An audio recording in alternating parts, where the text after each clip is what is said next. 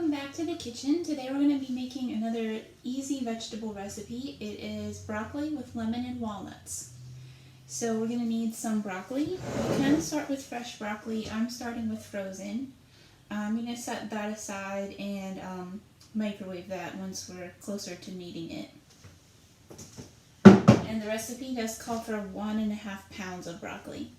Also, you're going to need lemon juice and lemon zest, walnuts that are chopped, 3 tablespoons of butter, and some salt and pepper. Alright, so let's start with our lemon. Okay, it calls for lemon zest, so if you don't know, that means the peel. So we're going to get our grater.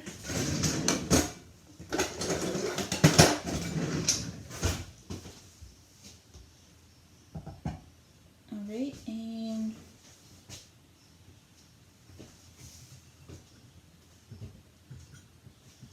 we need something to put it in. Okay. So I'm going to take our grater and I'm going to grate the lemon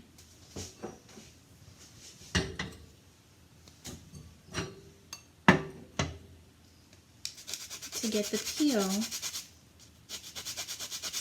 into this bowl.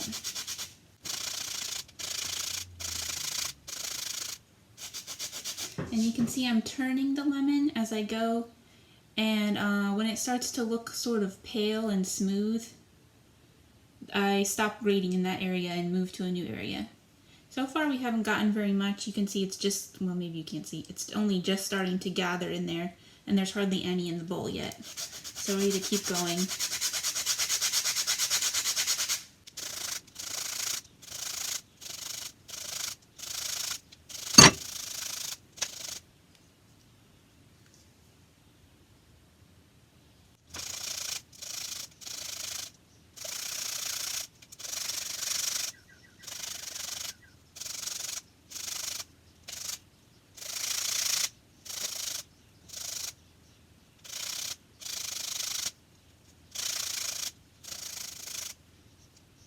Okay, so you can see I have a good bit of peel collected there.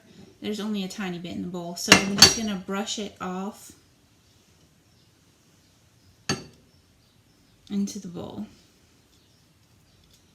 And you might be wondering why do I want to eat lemon peel?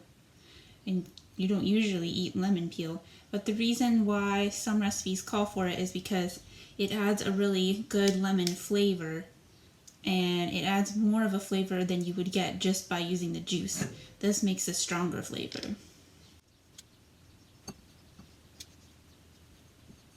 Okay, so now we're going to squeeze our lemon to get the juice.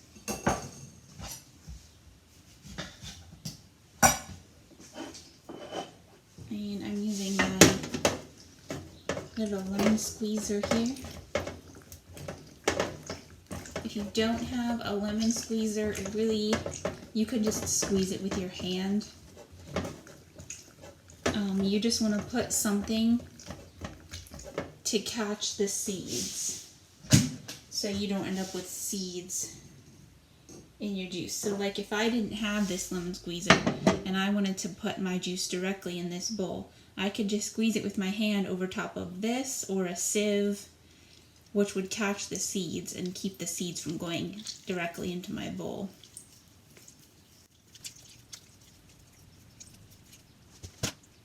Alright, you can see it caught the seeds there. I'm just going to push through the rest of the juice there.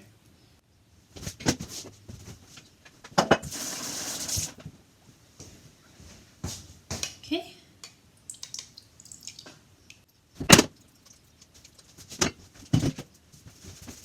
Okay, so here's my juice and my zest.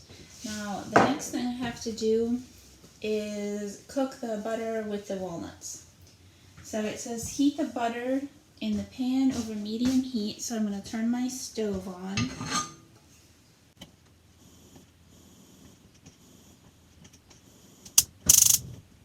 There it goes. Alright, This recipe calls for 3 tablespoons of unsalted butter. You can see there it says unsalted. It just makes a difference for certain recipes. If you used salted, it would just make the recipe a little more salty than it's supposed to be. So this is how you tell the tablespoons. They're actually marked on here. So 1, 2, 3. I'm going to cut it right there.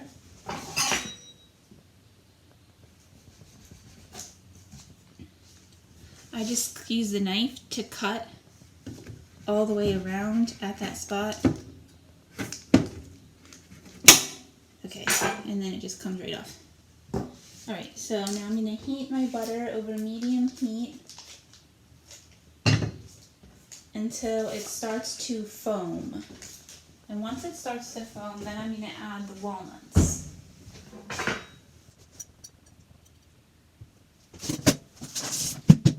Some people like to make a big mess and then clean it at the end, but I like to clean up as I go.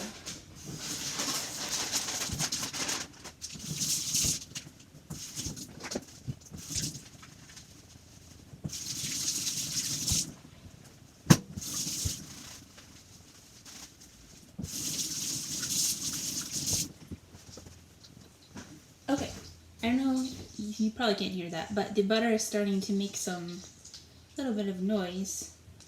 It's not all the way melted yet though.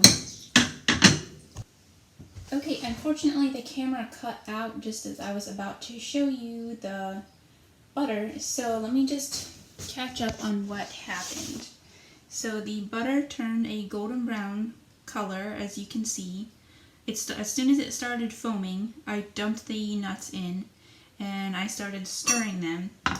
The recipe calls for stirring them constantly over the heat until the butter turns a more golden brown color for about 1.5 to 2 minutes. So I did that, and then after that it called for pouring in the the lemon zest and lemon juice. So I did that, and then I took it off the heat and I stirred the zest and the juice in. And after that, it called for seasoning with salt and pepper. No certain amount, just whatever you want. So, that's where we are right now. And the next step is to actually cook our broccoli. So I'm going to cook that in the microwave. I already got a little head start, but it takes a little longer, what with this being such a large container. So it still is a little bit frozen. The recipe is actually written for starting with fresh broccoli, and you're supposed to cook the fresh broccoli in water with a little bit of salt, half a teaspoon of salt. So since I started with frozen and I'm doing it in the microwave instead, I'm just going to put a little salt on it now, and then I'm going to continue cooking it in the microwave. Okay, so this broccoli is pretty much done. You can tell it's done if it looks bright green.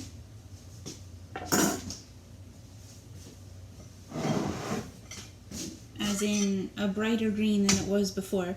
And also if you can stick a fork into it easily. The one thing I don't really like about this particular brand of broccoli is that they give you such humongous pieces. So I'm going to cut it up into smaller bits before I pour my walnut and butter mixture on it.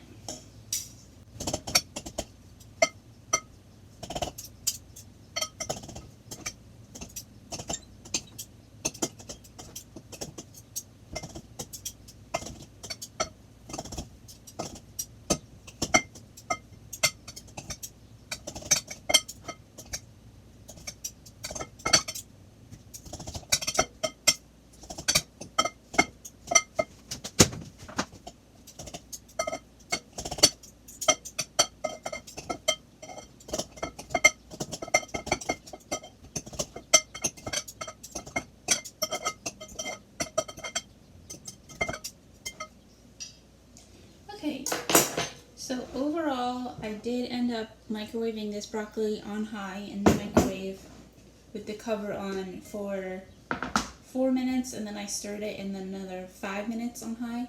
So it might vary for you depending on your microwave. Okay, so now we're gonna pour our walnut and butter mixture on top. Let me just double check here. Okay, there's not too much.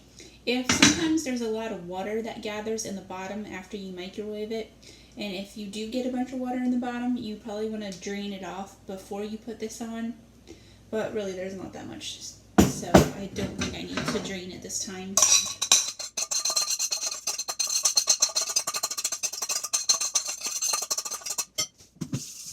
Alright, so then you just mix it.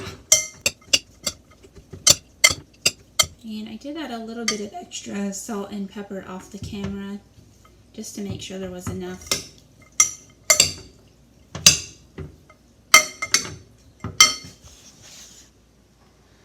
Alright, and you can see that's how it looks when it's done. It's all ready to serve. You can store this in the refrigerator after it cools down and then get it out and reheat it to serve later if you want. Just a little small warning is that the broccoli does tend to turn sort of purplish over time because of something about the combination of the lemon juice and the walnuts. So if that bothers you, you might want to serve it right away. But other than that, you can serve it later if you want to. Alright, enjoy, and I hope you can join us again next time in the kitchen. And just a little bonus kitchen note in case you don't know. You should always let something cool off completely or almost completely before you cover it and put it in the refrigerator. Because if you put something steaming hot with a cover over it in the refrigerator, it actually creates exactly the right conditions for growing bacteria, which you don't want. So just let it cool off at your regular room temperature. Don't leave it out for any more than an hour because that can also grow bacteria. But leave it out for, say, maybe a half hour or just until it feels cool. And then you can put it safely away.